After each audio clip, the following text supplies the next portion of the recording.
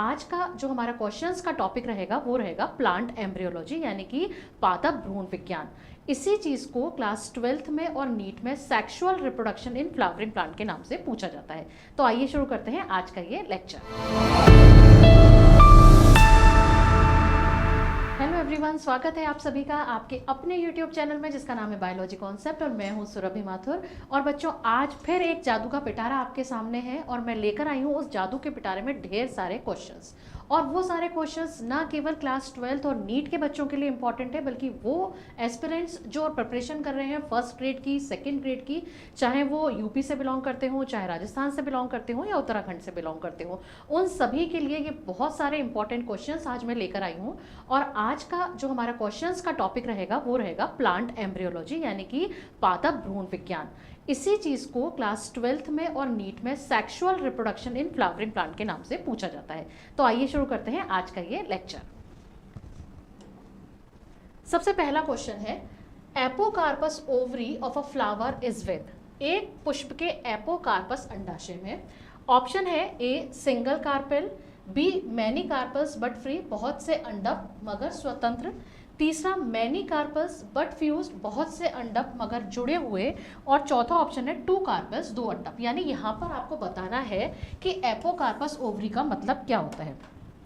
बच्चों, apocarpous ovary का मतलब होता है कि ऐसी ओवरी जिसमें बहुत सारे कार्पल्स हों और वो एक दूसरे से स्वतंत्र हो, एक दूसरे से फ्यूज्ड ना हो।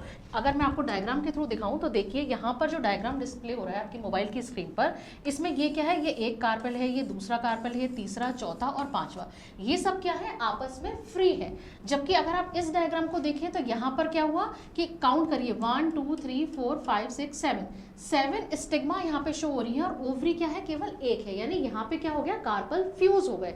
तो इस कंडीशन को जिसमें कार्पल फ्यूज हो जाए उसको हम कहते हैं सिनकार्पस, और वो कंडीशन जिसमें कि कार्पस एक दूसरे से सेपरेट रहे उसको हम कहते हैं एपोकार्पस। अब हम क्वेश्चन पर आते हैं। क्वेश्चन में हम चुनते हैं कि हमें कौन सा ऑप्शन सही लग रहा है।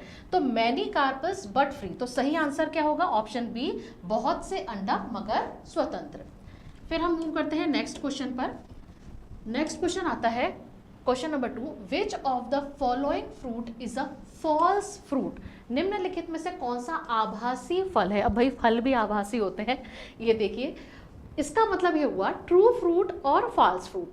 ट्रू फ्रूट का मतलब होता है कि जब फ्रूट का डेवलपमेंट, फल का डेवलपमेंट किससे हो, ओवरी से हो, यानी केवल और केवल ओवरी ही कंट्रीब्यूट करे उस फल के फॉर्मेशन में, उस फ्रूट के फॉर्मेशन में, तो उसे हम कहते हैं ट्रू फ्रूट।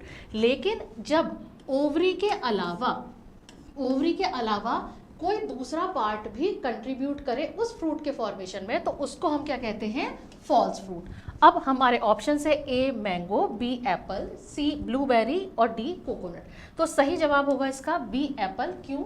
क्योंकि एप्पल के फॉर्मेशन में ओवरी के अलावा थैलेमस का पार्ट भी उसके फ्लैश को बनाने में कंट्रीब्यूट करता है। तो इसीलिए आपका सही जवाब होगा एप्पल यानी कि सेब। नेक्स्ट क्वेश्चन पर मूव करते हैं। विच of the following is not true, ध्यान रखना, not true about female gametophyte of angiosperm. निम्नलिखित में से कौन सा आवृत बीजियों के मादा युग्मकोद्भिद के बारे में सही नहीं है। अब सबसे पहले हम फीमेल गैमेटोफाइट का स्ट्रक्चर समझ लेते हैं। एक बात, फीमेल गैमेटोफाइट बोलो या एम्ब्रियोसैक बोलो, एक ही बात है। अब यहाँ पे जो स्ट्रक्चर आपको शो हो रहा है वो हो रहा है फीमेल गैमेटोफाइट, जिसको हम एम्ब्रियोसैक भी कहते हैं, यानी कि मादा युग्मकोद्भिद। अब इसमें आप देखिए आपके ऑप्शंस क्या थे कि क्या चीज सही नहीं है। पहला, the 8 nuclei are surrounded by cell wall, यानी कि 8 केंद्रक कोशिका भित्तियों से घिरे होते हैं। दूसरा, egg apparatus is located near micropylar and, यानी कि अंड उपकरण बीजांड द्वार वाले सिरे से निकट स्थित होता है।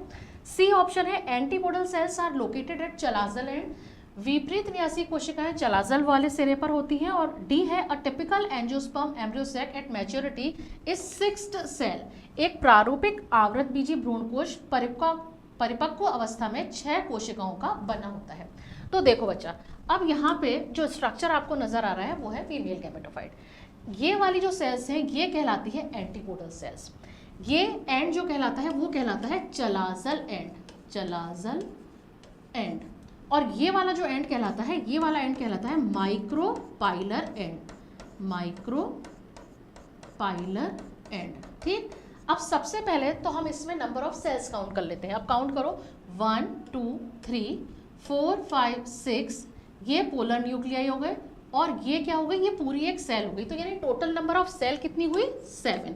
अब न्यूक्लियस काउंट करते हैं 1 2 3 4 5 6 7 और 8। 8 क्या हो गए, न्यूक्लियस हो गए, 8 न्यूक्लियाई हो गए। ठीक, और 7 सेल्स हो गई। अब आप देखिए अपने ऑप्शन में the 8 nuclei are surrounded by cell wall. हाँ, तो बिल्कुल सारे के सारे सेल वॉल से घिरे हुए थे। फिर egg apparatus is located near micropylar and. अब ये जो स्ट्रक्चर है, ये वाली सेल और ये वाली सेल, ये तीनों मिला करके यानी एग और सिनर्जिड्स मिला करके हम क्या कह देते हैं, एग एपरेटस। एग एपरेटस तो ये कौन से एंड पे प्रेजेंट है, ये माइक्रोपाइलर एंड पे मौजूद है, तो ये बात भी सही हो गई। फिर तीसरे ऑप्शन में कह रहे हैं antipodal cells are located at chalazal end. देखो चलाजल एंड पर है कि नहीं, बिल्कुल ये मैंने एंड चलाजल एंड बताया, यहाँ पर एंटीपोडल सेल्स मौजूद हैं, तो इसका मतलब ये ऑप्शन भी सही है। फिर क्या कह रहे हैं, डी में a typical angiosperm embryo sac at maturity 6 cell. 6 cell तो कैसे भी नहीं होती, तो इसीलिए डी ऑप्शन हमारा सही आंसर होगा। लेकिन इसमें गलती क्या है कि 6 सेल की जगह क्या लिखना चाहिए था, 7 सेल लिखना चाहिए था। समझ में आ गई बात, बहुत इंपॉर्टेंट क्वेश्चन है, इससे रिलेटेड और भी क्वेश्चंस आगे आएंगे। अब हम मूव करते हैं नेक्स्ट क्वेश्चन पर। Fourth, polyembryony was first observed in. बहुभ्रूणता सर्वप्रथम देखी गई थी। ए ऑप्शन है सिट्रस, बी है मैंजीफेरा यानी कि आम, सी ओपनशिया या डी कोकस। तो इसमें बच्चा सही आंसर होगा सिट्रस। आपके मोबाइल की स्क्रीन पर डिस्प्ले होगा एंटोन वॉन ल्यूवेनहॉक का नाम, जिसने सबसे पहले पॉलीएम्ब्रियोनी को डिस्कवर किया था। और ये डिस्कवर किस में किया था, ऑरेंज में। और ऑरेंज को हम किस कैटेगरी में रखते हैं, सिट्रस फ्रूट की कैटेगरी में रखते हैं, तो इसका सही जवाब क्या होगा, सिट्रस फ्रूट। अब नेक्स्ट क्वेश्चन पर मूव करते हैं हम लोग। When pollen tube enters through the integument is called, यानी कि जब पराग नलिका अध्यावरण से होकर प्रवेश करती है तो ये फिनोमिना क्या कहलाती है। ए ऑप्शन है पोरोगेमी, बी ऑप्शन है मीजोगेमी, सी ऑप्शन है चलाजोगेमी या डी ऑप्शन है सूडोगेमी। तो बच्चों जब भी पॉलन ट्यूब, यहाँ पे आप देख रहे हैं ये जो पॉलन ट्यूब है ये इंटेग्यूमेंट्स, ये जो है ये इंटेग्यूमेंट्स है, ये दोनों जो बता रखे हैं ये क्या बता रखे हैं, इंटेग्यूमेंट्स। ये इंटेग्यूमेंट्स लिखते हैं इसको, इंटेग्यूमेंट।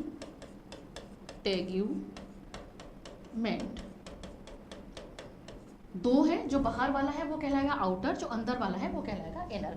तो बच्चों जब भी पॉलन ट्यूब किसके थ्रू एंटर करती है, इंटेग्यूमेंट्स के थ्रू एंटर करती है, तो उस फिनोमेना को हम कहते हैं मीजोगेमी। लेकिन हमें बाकी सारे ऑप्शंस भी पता होने चाहिए। पोरोगेमी कब कहते हैं, जब पॉलन ट्यूब कहाँ से एंटर करे, यहाँ से मान लीजिए एंटर कर रही है, तो उसको हम क्या कह देते हैं, उसको हम कहते हैं पोरोगेमी। अगर चलाजल एंड से एंटर करती है तो उसको हम कहते हैं चलाजोगेमी, और सूडोगेमी कुछ नहीं होता है। तो इसलिए हमारा सही जवाब क्या हो गया, ऑप्शन बी। फिर हम मूव करते हैं नेक्स्ट क्वेश्चन पे। The site in ovule where funicle is attached. बीजांड का वह स्थान जिससे बीजांड व्रंत जुड़ा रहता है उसे क्या कहते हैं। ए ऑप्शन है न्यूसिलस, बी है चलाजा, सी है रेफी और डी है हाइलम। तो सही जवाब इसका होगा हाइलम। फ्यूनिकल क्या होता है, फ्यूनिकल ये देखिए डायग्राम में, ये जो स्ट्रक्चर स्टॉक लाइक स्ट्रक्चर है, ये स्टॉक लाइक स्ट्रक्चर क्या कहलाता है, फ्यूनिकल। ये स्ट्रक्चर पूरा है किसका, ओव्यूल का है। अब इसका स्टॉक यानी कि डंडी वो क्या कहलाती है, फ्यूनिकल, वो स्ट्रक्चर जिससे कि ये प्लेसेंटा से जुड़ता है। और समझते हैं इसको अच्छे से। ये हमें पता है कि ये मैंने क्या बनाया है बच्चा, ये बनाया है मैंने एक पिस्टिल या कार्पेल, पिस्टिल या जिसको हम कार्पेल भी कहते हैं, जो किसकी सिंगल यूनिट होती है, गायनोशियम की। अब उसमें ये वाला जो पोर्शन है, ये पोर्शन क्या कहलाता है, ये पोर्शन कहलाता है स्टिग्मा, स्टिग्मा। ठीक, ये वाला पोर्शन जो ट्यूब लाइक है वो क्या कहलाता है, स्टाइल। ठीक, और ये जो स्वालन वाला पोर्शन है ये क्या कहलाता है, ओवरी। ठीक है, अब इसमें क्या होता है कि इसमें होता है एक प्लेसेंटा। ये जो मैंने बनाया ये क्या बनाया बेटा, प्लेसेंटा। प्लेसेंटा वो स्ट्रक्चर है जिस पर कि ओव्यूल लगे रहते हैं। अब कैसे लगे रहते हैं समझते हैं। ये देखिए यहाँ पे ये मैंने चिन्नी मिन्नी से स्ट्रक्चर बनाया, ये क्या है, ओव्यूल है। इसको मैं मार्क कर देती हूँ ओव्यूल। ठीक है, लेकिन ये प्लेसेंटा पे जिस स्टॉक लाइक स्ट्रक्चर से जुड़ेंगे उस स्ट्रक्चर को हम क्या कहेंगे, उस स्ट्रक्चर को हम कहेंगे फ्यूनिकल। यानी ये जो मैंने बनाए हैं स्ट्रक्चर ये क्या कहलाएंगे, फ्यूनिकल। अब क्वेश्चन ये पूछा गया है कि ये फ्यूनिकल, ये वाला फ्यूनिकल ओव्यूल के कौन से पार्ट से जुड़ा रहता है। तो यहाँ पे देखो ये फ्यूनिकल किससे जुड़ा हुआ है, यहाँ से जुड़ा हुआ है, तो ये स्ट्रक्चर क्या कहलाएगा, हाइलम। तो हमारा सही जवाब क्या होगा, हाइलम। नेक्स्ट क्वेश्चन पर मूव करते हैं। चूज द ऑड वन, असंगत का चयन करें। ए माइक्रोपाइल, बी न्यूसिलस, सी एम्ब्रियोसैक और डी पॉलन ग्रेन। तो इसका सही जवाब होगा ऑप्शन डी पॉलन ग्रेन। क्यों होगा सही जवाब, क्योंकि एम्ब्रियोसैक का जब आप स्ट्रक्चर देखते हैं तो एम्ब्रियोसैक के ये क्या स्ट्रक्चर है, ये है एम्ब्रियोसैक, ठीक है, ये ओव्यूल का स्ट्रक्चर है पूरा, ये क्या है इसमें एम्ब्रियोसैक। अब इस एम्ब्रियोसैक के चारों तरफ ये जो टिश्यू है, इस टिश्यू को हम क्या कहते हैं, न्यूसिलस कहते हैं। फिर इसमें ये वाला एंड क्या है, माइक्रोपाइल। तो यानी ये जो तीनों स्ट्रक्चर हैं वो एनी हाउ किससे रिलेटेड है, ओव्यूल से रिलेटेड है। लेकिन जो पॉलन ग्रेन होता है, वो पॉलन ग्रेन क्या होता है, वो होता है माइक्रोस्पोर, वो रिलेटेड होता है मेल गैमेटोफाइट से रिलेटेड होता है, यानी माइक्रोस्पोरेंजियम से रिलेटेड होता है। जबकि ये तीनों स्ट्रक्चर किससे रिलेटेड है, ओव्यूल से रिलेटेड है, इसीलिए इसका सही जवाब क्या होगा, D pollen grain. Next question पे मूव करते हैं। Functional megaspore in an angiosperm develops into, एक आवृत बीजी पादप में कार्यशील गुरु बीजाणु से क्या विकसित होता है। आपके चार ऑप्शन से, ए ओव्यूल यानी कि बीजांड, बी एंडोस्पर्म यानी कि भ्रूणपोष, सी एम्ब्रियोसैक यानी कि भ्रूणकोश, अंतर है दोनों में, ये भ्रूणपोष है, ये सैक भ्रूणकोश है, फिर डी है एम्ब्रियो भ्रूण। अब समझते हैं कि इसका सही आंसर क्या होगा। सबसे पहले तो एक बात याद रखो कि बच्चा जब भी स्पोर जर्मिनेट होता है तो उससे क्या बनता है, गैमेटोफाइट। ये बात आपके कई जगह काम आएगी, पूरी बॉटनी में सैकड़ों जगह ये बात आएगी, तो इसीलिए इसको ध्यान रखिएगा कि स्पोर जब भी जर्मिनेट होता है तो क्या बनता है, गैमेटोफाइट बनता है। अब ये स्पोर जो होते हैं ये दो तरह के होते हैं, कौन कौन से, एक होता है माइक्रोस्पोर, एक होता है माइक्रोस्पोर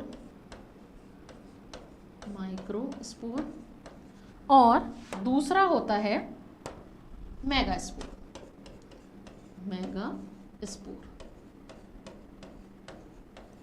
जब भी माइक्रोस्पोर जर्मिनेट करता है तो उससे क्या बनता है, male gametophyte,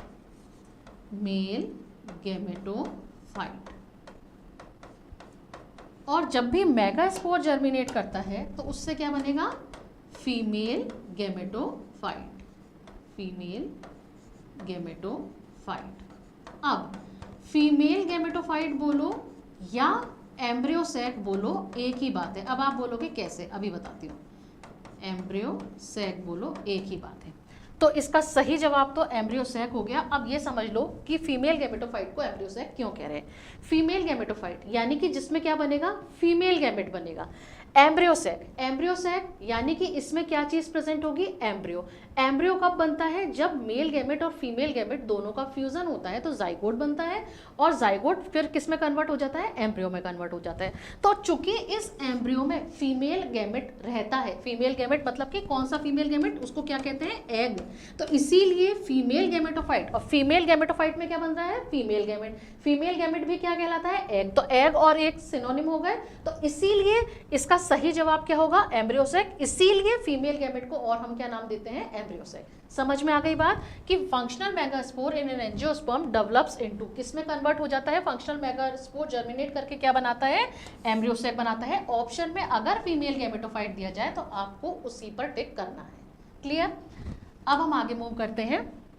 An ovule which becomes curved so that the nucellus and embryosac lie at right angles of the funicle is, ऐसे बीजांड को जो इस प्रकार वक्रित होता है कि बीजांडकाय और भ्रूणकोश बीजांड वृंत के समकोण पर स्थित होते हैं, क्या कहलाता है, किस तरह का ओव्यूल कहलाता है। ए एनाट्रोपस, बी ऑर्थोट्रोपस, सी हेमी एनाट्रोपस या डी कैम्पाइलोट्रोपस। अब देखो यहाँ पे दो डायग्राम आपको दिख रहे हैं। ये वाला जो ओव्यूल है ये कहलाता है ऑर्थोट्रोपस ओव्यूल, ऑर्थोट्रोपस ओव्यूल। अब ये क्वेश्चन क्या कह रहा है कि ये राइट एंगल पर कर्व हो गया, यहाँ पे लिखा है सो दैट राइट एंगल पर, राइट एंगल मतलब 90 डिग्री पर कर्व हो गया। तो इस तरह के ओव्यूल को हम कहते हैं हेमी एनाट्रोपस ओव्यूल। अभी एक बार और समझाती हूँ, हेमी एनाट्रोपस ओव्यूल। तो सही जवाब इसका होगा हेमी एनाट्रोपस ओव्यूल। अब समझो कैसे, देखो ये जो एंड है ये एंड कहलाता है माइक्रोपाइलर एंड, ये क्या कहलाता है? Micropylar and. ये जो है ये क्या कहलाता है? ये कहलाता है फ्यूनिकल, फ्यूनिकल। और ये जो कहलाता है ये क्या कहलाता है? चलासा, चलासा। अब जब तीनों के तीनों, कौन तीनों? माइक्रोपाइल, चलासा और फ्यूनिकल एक लाइन में होते हैं तो इस तरह के ओव्यूल को कहते हैं ऑर्थोट्रोपस ओव्यूल। लेकिन जब ये 90 डिग्री पर टिल्ट हो जाते हैं तो उसको क्या कहते हैं? हेमी एनाट्रोपस टाइप के ओव्यूल। समझो कैसे, देखो जैसे मेरा हाथ है, ठीक है, ये इस तरह से रखा मैंने हाथ, है ना। अब ये जो दोनों हाथ हैं ये इस तरह से, इसको मानो कि ये फ्यूनिकल है, ठीक। अब ये इस तरह से जुड़े हुए हैं, ये वाला जो एंड है ये कहलाता है माइक्रोपाइलर एंड, और ये वाला जो एंड है ये है चलासल एंड। तो मैंने अगर इस तरीके से रख रखा है तो इसका मतलब मैं कैसा ओव्यूल ड्रॉ कर रही हूँ, मैं कैसा ओव्यूल बताना चाह रही हूँ? ऑर्थोट्रोपस। अब इसको टिल्ट कर दो आप किस पे? 90 डिग्री पर, इस तरीके से। तो अब जो ओव्यूल बन गया वो क्या हो गया? ये वाला जो एंगल बनेगा, ये जो एंगल बनेगा ये बनेगा 90 डिग्री का एंगल। अब ये क्या कहलाएगा? हेमी एनाट्रोपस टाइप का ओव्यूल। क्लियर हो गई बात? अब हम मूव करते हैं अपने नेक्स्ट क्वेश्चन पर। अगर आपको कहीं पे भी कोई डाउट हो तो आप मुझे कमेंट करके पूछ सकते हैं। नेक्स्ट क्वेश्चन आता है, transfer of pollen grain from the anther to the stigma of the same flower is termed as. इसमें कीवर्ड क्या है? सेम फ्लावर, यानी कि एक ही पुष्प के पराग कोशों से परागकणों का उसी पुष्प के वर्तिकाग्र पर स्थानांतरण क्या कहलाता है? ऑप्शन है जीनोगेमी, बी है हेटेरोगेमी, सी है जिटेनोगेमी, या डी है ऑटोगेमी, यानी कि परनिषेचन, विषम युग्मन, सजातीय पुष्पीय परागण या स्वक युग्मन। तो बच्चा जब एक ही फ्लावर के पॉलन ग्रेन उसी फ्लावर की स्टिग्मा पर गिरते हैं तो उसको हम कहते हैं ऑटोगेमी। तो हमारा सही जवाब क्या होगा? Option D. अब ध्यान रखना कि बाकी ऑप्शंस भी हमें पता होने चाहिए कि क्योंकि क्वेश्चन इस पर भी पूछा जा सकता है। अब जिटेनोगेमी, जिटेनोगेमी का मतलब क्या होता है कि एक फ्लावर, एक प्लांट है, उस प्लांट पर फ्लावर लग रहा है। मैं बना के बताती हूँ आपको। ये एक फ्लावर है, ठीक, ये एक प्लांट बनाया, ये दूसरा, उसी प्लांट पर क्या हो गया? दूसरा फ्लावर आ गया। अब एक फ्लावर के यहाँ पर लग रहे हैं सपोज एंथर, ठीक है। अब इसी फ्लावर से, और यहाँ पर क्या है? स्टिग्मा। स्टिग्मा दूसरे कलर से बताते हैं हम, गायनोशियम को दूसरे कलर से बनाते हैं, ये, ठीक है। अब क्या हुआ? अगर यहाँ से यहाँ with in the flower pollen grain transfer हो रहे हैं स्टिग्मा पर, तो इसको तो हम क्या कहेंगे? Autogamy, autogamy. लेकिन अगर एक फ्लावर, प्लांट सेम है, एक फ्लावर के से स्टेमन या पॉलन ग्रेन जो है वो ट्रांसफर हो रहे हैं दूसरे फ्लावर की स्टिग्मा पर, तो इसको हम कहेंगे जिटेनोगेमी, जिटेनोगेमी। समझ में आ गई बात? फिर तीसरा है जीनोगेमी। जीनोगेमी में क्या होगा? प्लांट ही बदल जाएगा, यानी कि ये दूसरा प्लांट आ गया, अब इस पे फ्लावर है, अब एक फ्लावर से, एक फ्लावर के एंथर दूसरे प्लांट के दूसरे फ्लावर के स्टिग्मा पे जाएंगे तो उसको हम कहेंगे जीनोगेमी। और हेटेरोगेमी क्या होता है? हेटेरोगेमी का मतलब होता है कि कोई एक प्लांट है, उस एक प्लांट पे बाइसेक्सुअल फ्लावर भी मौजूद है, यूनिसेक्सुअल फ्लावर भी मौजूद है। तो अगर उन दोनों के बीच में पॉलन ग्रेन और का ट्रांसफर होता है एक फ्लावर से दूसरे फ्लावर पे, तो उसको हम क्या कहते हैं? हेटेरोगेमी। समझ में आ गई बात? तो यहाँ पे क्या हो रहा है? सेम फ्लावर पे ट्रांसफर हो रहे हैं पॉलन ग्रेन, तो इसीलिए सही जवाब हमारा क्या हो जाएगा? ऑटोगेमी। अब हम मूव करते हैं नेक्स्ट क्वेश्चन पर। In embryo sac filiform apparatus is found in. भ्रूण कोश में तंतु रूप उपकरण डैश में मिलता है। यहाँ पे डायग्राम शो हो रहा है। A egg cell, B central cell, C antipodal cell या सिनर्जिड्स। ऑप्शन है अंड कोशिका, केंद्रीय कोशिका, प्रतिव्यासांत कोशिका या सहायक कोशिका। तो फिलीफॉर्म एपरेटस आपको कहाँ दिख रहा है? फिलीफॉर्म एपरेटस हमें दिख रहा है सिनर्जिड्स में। ये देखो, ये सिनर्जिड्स है। इसमें जो फिंगर लाइक प्रोजेक्शंस आपको दिख रहे हैं, इस तरह के जो प्रोजेक्शंस दिख रहे हैं, इसको हम क्या कहते हैं? इसको हम कहते हैं फिलीफॉर्म एपरेटस। तो synergid is the right answer और ऑप्शन डी हमारा सही होगा, यानी सहायक कोशिका में क्या मिलते हैं? फिलीफॉर्म एपरेटस मिलते हैं। नेक्स्ट क्वेश्चन पर मूव करते हैं। In a microsporangium tapetum is generally dash layer. देखो बहुत अच्छा क्वेश्चन है। एक लघु बीजाणुधानी में टैपेटम सामान्यतः डैश स्तर का होता है, यानी टैपेटम कितनी लेयर का होता है? तो टैपेटम हमेशा 1 लेयर का होता है, तो हमारा सही जवाब होगा 1। अब देखो होता क्या है, जब हम क्वेश्चन एग्जाम देने जाते हैं तो बहुत सारी चीज़ें हमारे दिमाग में चल रही होती है और हम क्या करते हैं कि माइक्रोस्पोरेंजियम की लेयर पढ़ लेते हैं। देखो क्या लिखा हुआ है, एक लघु बीजाणुधानी में टैपेटम, मान लीजिए आपने नहीं पढ़ा, सामान्यतः डैश स्तर का होता है और हम जल्दी से टिक कर देते हैं किस पे, 4 पे, जो 4 भी ऑप्शन में दिया गया है। 4 तो क्या है, लेयर्स होती है माइक्रोस्पोरेंजियम में। ये देखिए यहाँ पे ये जो सबसे बाहर वाली लेयर है ये एपिडर्मिस की है, फिर ये जो पिंक कलर की दिख रही है ये आपके एंडोथीशियम है, मैं मार्क कर देती हूँ कि एपिडर्मिस है, फिर ये एंडोथीशियम है, फिर ये जो अंदर 3 लेयर दिख रही है ये क्या है, मिडिल लेयर है, और सबसे अंदर जो दिख रही है ग्रीन कलर की वो क्या है, टैपेटम है, जो बेसिकली एक न्यूट्रिटिव देने का काम करती है, नरिशमेंट देने का काम करती है, किसको, पॉलन ग्रेन्स को। तो यहाँ पे टैपेटम सिंगल लेयर होती है, इसलिए आपको 1 पर टिक करना है। फिर हम मूव करते हैं नेक्स्ट क्वेश्चन पर। Development of anther in angiosperm is, angiosperm में पराग कोश का विकास होता है, किस तरह से होता है इसका विकास, ए है लेप्टोस्पोरेंजिएट, बी है यूस्पोरेंजिएट, सी है हार्ड्रेट, या डी है सिंपल। तो सही जवाब इसका होगा यूस्पोरेंजिएट। अब समझ लो क्या होता है यूस्पोरेंजिएट टाइप का डेवलपमेंट।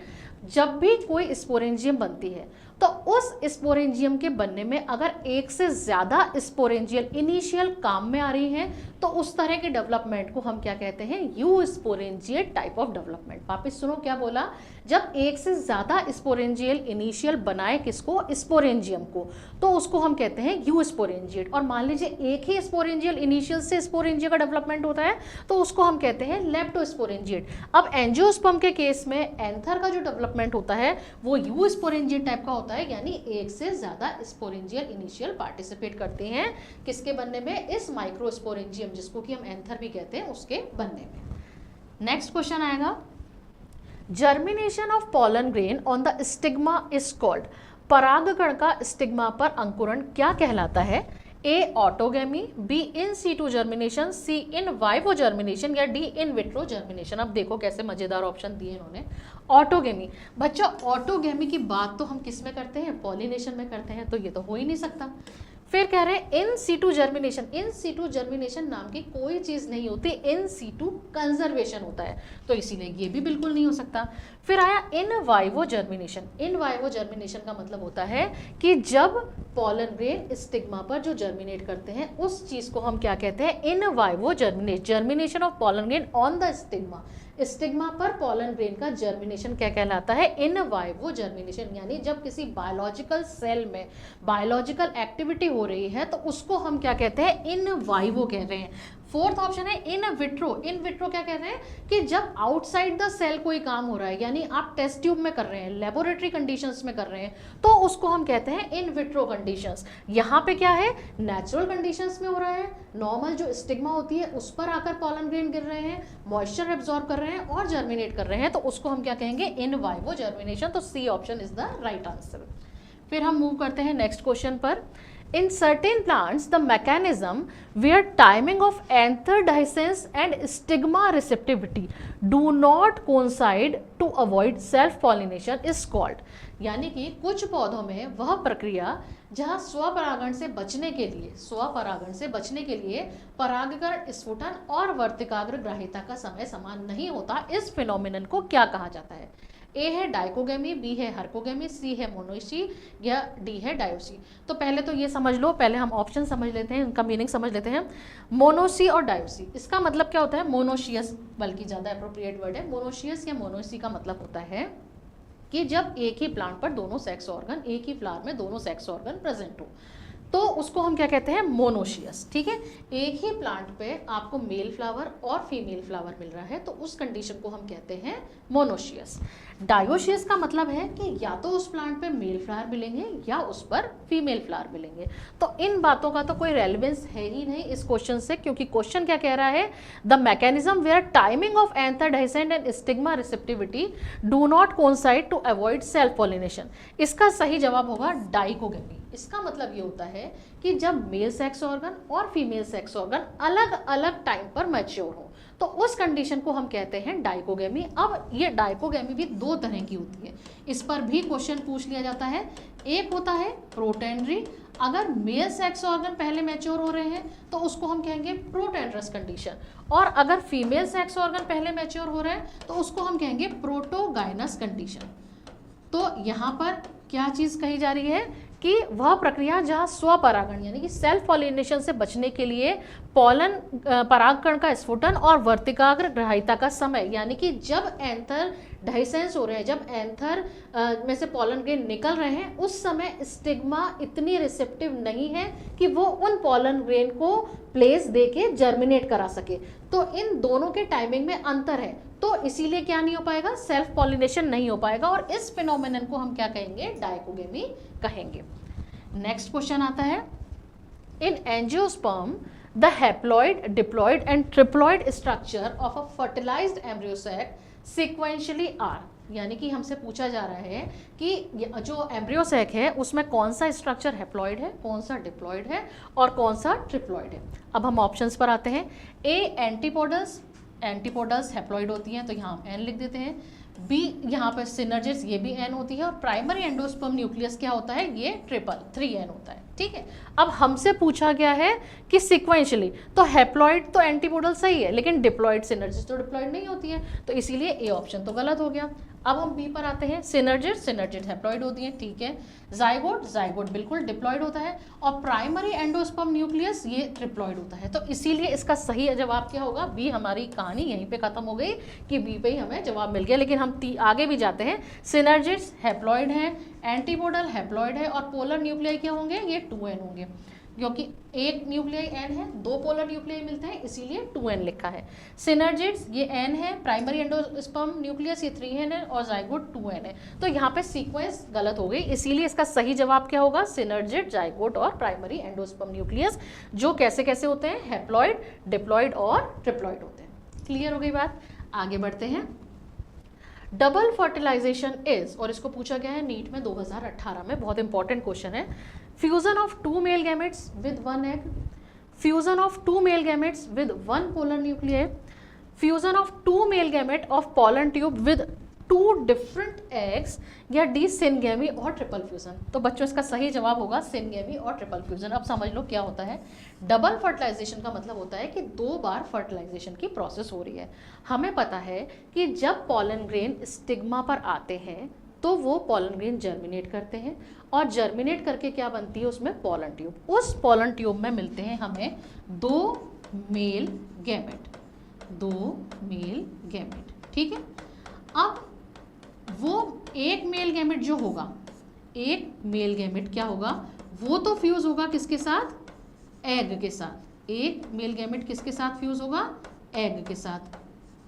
बनेगा क्या, जाइगोट, और प्रोसेस क्या कहलाएगी, सिनगेमी। ठीक, अब दूसरा मेल गैमेट जो है, second male gamete, second male gamete, ये किसके साथ फ्यूज होगा, ये फ्यूज होगा सेकेंडरी न्यूक्लियस के साथ, सेकेंडरी न्यूक्लियस के साथ, और ये क्या बनाएगा, primary endosperm nucleus, primary endosperm nucleus.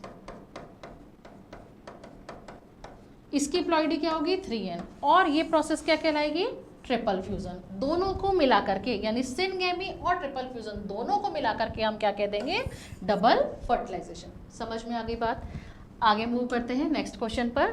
Which of the following is incorrect for wind pollinated plants, यानी कि कौन सा, इसमें से 4 ऑप्शंस दिए गए हैं, विंड पॉलिनेशन के लिए कौन सा ऑप्शन गलत है। पहला, wind exposed stamens and stigma, बिल्कुल सही है। फिर है many ovules in each ovary, देखते हैं। Flowers are small and not brightly coloured, या D pollen grains are light and non sticky. देखो बच्चों, जब भी विंड के थ्रू पॉलिनेशन होगा, जैसे कि आप देखते हैं गेहूं में यानी कि ट्रिटिकम में, तो हमेशा हवा कैसे सीड्स को उड़ा के लेके जाएगी, कैसे सीड्स को लेके जाएगी, जो कैसे होंगे, लाइट वेट। तो ये बात तो बिल्कुल सही है, लाइट वेट और नॉन स्टिकी, ये बिल्कुल सही बात है। ठीक, क्योंकि स्टिकीनेस तो वहाँ चाहिए जहाँ पर कि अगर इंसेक्ट के थ्रू पॉलिनेशन हो रहा है, क्योंकि उनके बॉडी पर वो स्टिक हो जाएंगे पॉलन ग्रेन्स, और फिर वो दूसरे फ्लावर पे जाके बैठेंगे और ये आगे की प्रोसेस होगी। लेकिन अगर विंड लेके जा रही है तो लाइट और नॉन स्टिकी होंगे। Flowers are small and not brightly coloured. आपने देख रखे हैं कि कोई बहुत ज़्यादा कलरफुल नहीं होते हैं। कलर कहाँ चाहिए होता है, इंसेक्ट को अट्रैक्ट करने के लिए चाहिए होता है, तो इसीलिए नॉट ब्राइटली कलर्ड, ये बात भी बिल्कुल सही है। और स्मॉल होंगे तभी तो वो उड़ के जाएंगे, तो इसीलिए ये बात भी बिल्कुल सही है। फिर विंड एक्सपोज स्टेमन, स्टेमन और स्टिग्मा, ये जितने ज़्यादा एक्सपोज होंगे उतने ही जल्दी क्या होगा, पॉलिनेशन हो पाएगा, तो ये भी सही है। तो फिर गलत क्या हुआ, गलत हुआ many ovules in each ovary नहीं होता, एक ओवरी में एक ही ओव्यूल आपको मिलेगा। तो हमारा सही आंसर क्या हो गया, आंसर बी। समझ में आ गई बात। अब हम नेक्स्ट क्वेश्चन पे मूव करते हैं। क्वेश्चन कह रहा है which of the following has proved helpful in preserving pollen as fossil fuel. यानी यहाँ 4 आपको ऑप्शंस दिए गए हैं, A oil content, B cellulosic intine, C pollen kit या स्पोरोपोलिन। इनमें से कौन सा ऐसा सब्सटेंस है जो पॉलन ग्रेन को प्रिजर्व करने का काम करता है, तो सही जवाब होगा स्पोरोपोलिन। ये स्पोरोपोलिन एक ऐसा ऑर्गेनिक मटेरियल है जो पॉलन ग्रेन को प्रिजर्व करता है, उसको बचाता है स्ट्रॉन्ग एसिड से, स्ट्रॉन्ग एल्कली से और हाई टेम्परेचर से। तो इसका सही जवाब क्या हो गया, स्पोरोपोलिन। फिर हम नेक्स्ट क्वेश्चन पर मूव करते हैं। Given below are the 2 statements. 2 statement दिए गए हैं, स्टेटमेंट 1 और स्टेटमेंट 2। स्टेटमेंट 1 क्या कह रहा है, क्लिस्टोगैमस फ्लावर्स आर इनवेरिएबली ऑटोगैमस। सबसे पहले समझ लो क्लिस्टोगैमस फ्लावर होते क्या हैं। क्लिस्टोगैमस फ्लावर ऐसे फ्लावर होते हैं जो कभी भी ओपन नहीं होते, कभी भी नहीं खिलते, वो बंद ही रहते हैं। अब उसमें मेल सेक्स ऑर्गन और फीमेल सेक्स ऑर्गन दोनों मिलते हैं। तो स्टेटमेंट 2 क्या कह रहा है, cleistogamy is disadvantageous as there is no chance for cross pollination. तो इसका क्या होगा कि क्लिस्टोगैमस इज डिसएडवांटेजेस, बिल्कुल डिसएडवांटेज है। क्यों है, क्योंकि जब क्लिस्टोगैमस फ्लावर, ऐसे फ्लावर को हम बोल रहे हैं जो कभी ओपन नहीं हो रहे। अब इसके अंदर मेल सेक्स ऑर्गन भी है, फीमेल सेक्स ऑर्गन भी है। तो मेल सेक्स ऑर्गन है यानी यहाँ पे पॉलन ग्रेन बन रहे हैं, स्टिग्मा भी है, तो इसीलिए होगा क्या, हमेशा सेल्फ पॉलिनेशन होगा। और सेल्फ पॉलिनेशन होगा इसका मतलब कभी भी इसमें जो प्रोजेनी बनेगी उसमें कभी भी वेरिएशन नहीं आएगा। तो ये एक डिसएडवांटेज हो गया। लेकिन एक एडवांटेज क्या हो गया, एडवांटेज ये हो गया कि इसमें एश्योर्ड सीड सेट होगा। तो ये एक एडवांटेज है और एक डिसएडवांटेज भी है क्लिस्टोगैमस फ्लावर का होना। अब हमसे पूछ क्या रहे हैं, हमसे पूछ ये रहे हैं कि both statement 1 and 2 are true. B है both statement 1 and statement 2 are false if statement 1 is true but statement 2 is false, या if statement 1 is false but statement 2 is. तो बच्चों स्टेटमेंट तो दोनों ही सही है, both statement 1 and statement 2 are true. तो सही आंसर क्या होगा हमारा, ऑप्शन ए। तो ये आज हम लोगों ने 20 बहुत इंपॉर्टेंट क्वेश्चंस कंप्लीट किए।